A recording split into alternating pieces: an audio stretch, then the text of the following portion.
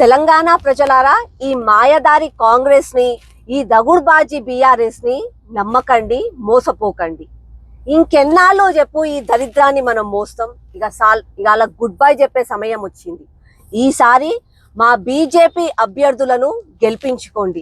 నరేంద్ర మోదీ గారు ఆశీర్వదించి పంపించిండ్రు మీకై సేవ చేయడానికని చెప్పి వాళ్ళని ముందుకు వస్తున్నారు. వాళ్ళని మీరు గెలిపించుకోండి.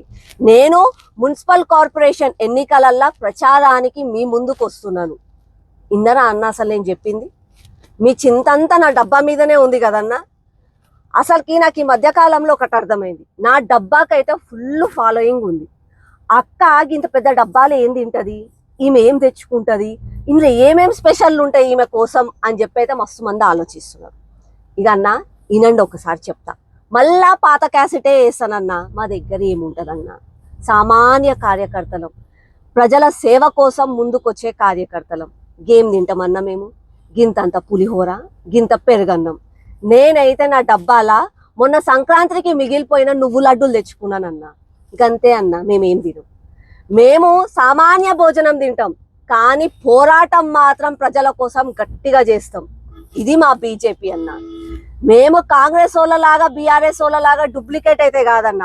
మా సొంత ఛార్జీలు పెట్టుకొని, మా సొంత డబ్బాని పట్టుకొని వచ్చి ప్రచారం చేస్తాం.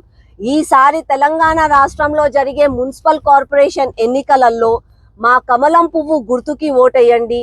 మీకోసం, మీ తోటి ఉండి, మీతో నడిచి మీకు సేవ చెయ్యాలి అని ఉన్న మా బీజేపీ అన్నదమ్ములను, అక్కజెల్లలను గెలిపించుకోండి.